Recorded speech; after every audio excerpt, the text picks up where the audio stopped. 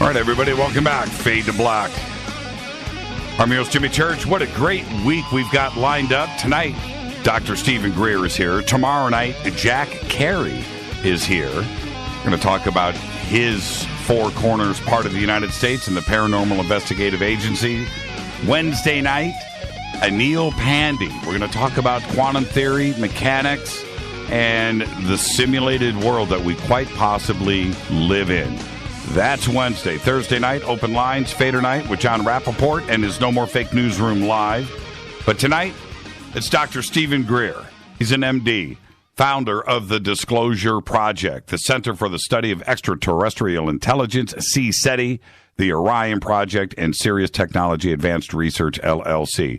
His National Press Club disclosure event back in May 2001, and the webcast had 250,000 people waiting online, the largest webcast in the history of the National Press Club up to that time. He has worked for over 20 years to bring together the scientists, the inventors, and the leaders in society to advance new clean technology energy systems. He's considered one of the world's foremost authorities on the strategic process of transforming our carbon-based civilization into a long-term sustainable civilization using innovative sciences and technology.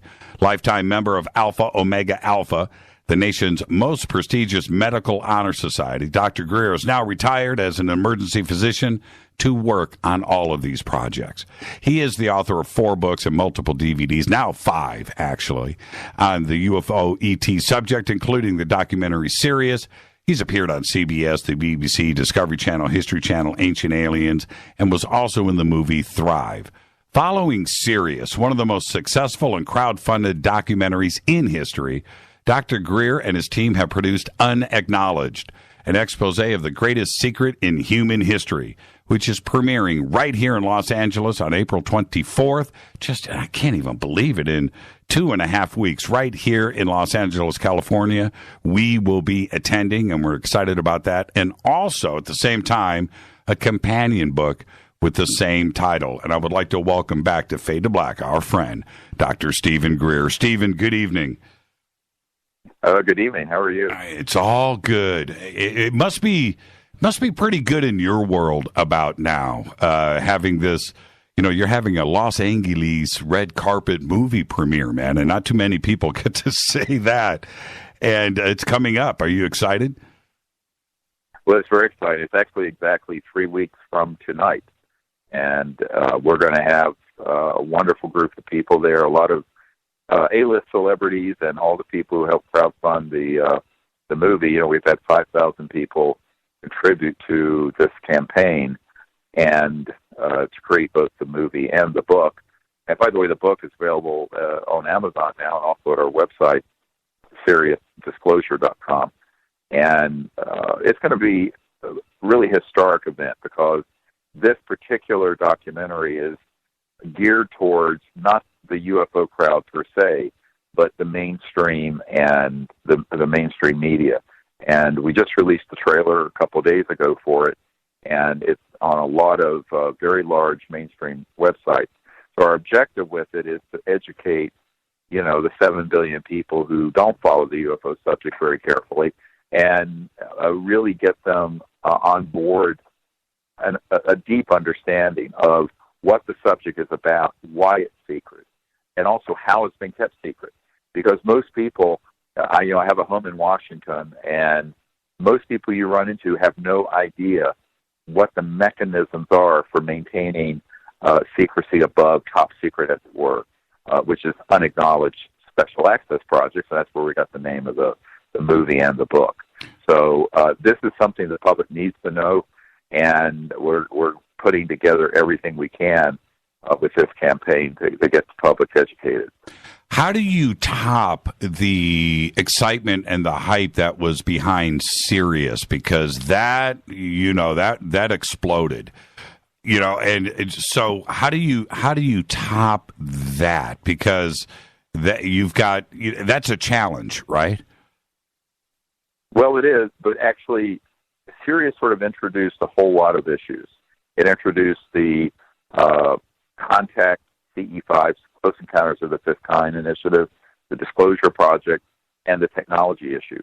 This is a deep drill down on the disclosure effort and what the structure and architecture of secrecy is, and what has been the agenda for 70 years for keeping the UFO and free energy, zero-point energy issue secret, but also how it's done, who's involved with this, and what are the mechanisms for maintaining the secrecy. And what we're finding is that the people in the media who have seen previews of this film feel that it's much stronger and more compelling and serious, and we expect it to be much more widely viewed. Last year, as you remember, I was able to, you and I were able to hang out up in San Francisco, and I had the honor of introducing you a couple of times. And I got to see a sneak preview of the film then. And some of the clips that I saw, okay, I'm going to explain it like this. With the experience that I had last year, Contact in the Desert, that mass sighting out there, and I saw this orb take off, I told you all about it, and I saw this thing fly up into the stars and take a left-hand turn and disappear. It flipped me out. It changed me. But I have that experience, right? So when I see the film and I saw your clips, I'm going, yeah, okay, I get it. I understand what's going on here. But I have that experience. For those that haven't had that crazy, that experience, are they also going to be able to understand this film and how these things are real? Yes, they are, because we take it from a very, let's just say we start at the beginning and we go back to the 40s and the World War II era, and we build the historical evidence, the images, but also we have people featured in the film and quotes of people in the film, such as the first CIA director, Admiral Roscoe Hillenkoetter. And a lot of people don't know that in 1961, he wrote a letter to the New York Times saying that the secrecy around the UFO subject was the threat to the national security. We have Ben Rich and letters, original letters from Ben Rich, the head of the Lockheed Skunk Works that built the U-2 and all the secret aircraft, and have also been building a lot of the secret anti-gravity classified systems that people see that are mistaken as UFOs or as extraterrestrial vehicles, let's say. And we have his information where he confirms that people are seeing both extraterrestrial vehicles and man-made UFOs, and it's in his own penmanship. This movie is going to really actually be shocking, but it's so well documented and anchored to fact and to evidence. It's about an hour and 45 minutes. I think even people who look at and know the subject very well are going to be shocked at what's in it. The approach that you probably took, because I haven't seen the completed film, right? I've only seen the clips that I saw last year. Was that the approach to show everybody that they could, go out, that they don't know what's going on in the sky? And if you do this, take steps A, B, and C, you too can witness this for yourself. This isn't to a select group of people. Well, this is actually much more of a deep drill down on the deep national security state and the evidence we've accumulated, to approve this. Right. So that's really the focus of this film. And I'll give you a little sneak preview. The next movie is going to be what you're talking about. This one is what everyone in the world is always asking. If this was real, why don't we know about it? How could it be kept secret? And why? And I always tell people that since 1993, when I started doing briefings for high-level officials, such as the CIA director, these folks, their first question is not, are the UFOs real? Because in many cases, they've either had a sighting like you had, or they've looked into the subject. And more than half of Americans believe that UFOs are real and the government's hiding something. But what none of these people, even at very high levels in Washington, understand is how has this been kept secret and why. And this is, so we put together the what, the how, and the why in Unacknowledged. And the reason it's called Unacknowledged, I mentioned this briefly, is most people don't understand that a really black project, the proper name for it is an Unacknowledged Special Access Project, USAP. So the Unacknowledged Special Access Projects, and the men and women I know who've worked in them, many of whom are in this film, have told me that if you're in one of those compartments, even your commanding general may not know what you're working on, never mind the President or the Senate Intelligence Committee.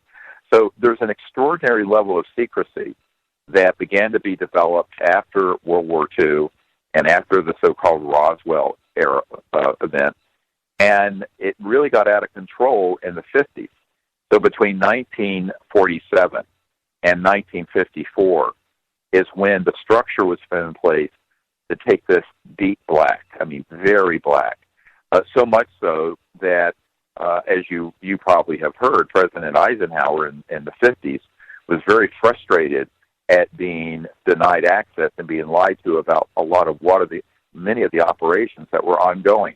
And we have documentation on that in the movie, in Unacknowledged, this new film that is coming out, the premiere. By the way, those of you who want to come to the premiere, you can go to our site, and there's still space available at Sirius Disclosure, SIRIUS Disclosure.com. And at Disclosure.com, you can see where it is. It's going to be at LA Live at the Premiere Theater, the huge theater that Disney and other big studios use for big events. And there'll be a red carpet, a lot of VIPs coming, and A-list folks coming. And so if you want to come to that event, it'll be really exciting, and you can find out about it on our site. But I think that the people that are inside government often don't know that there's another layer, let's call it, of government. And some people call this, the permanent government or the secret government.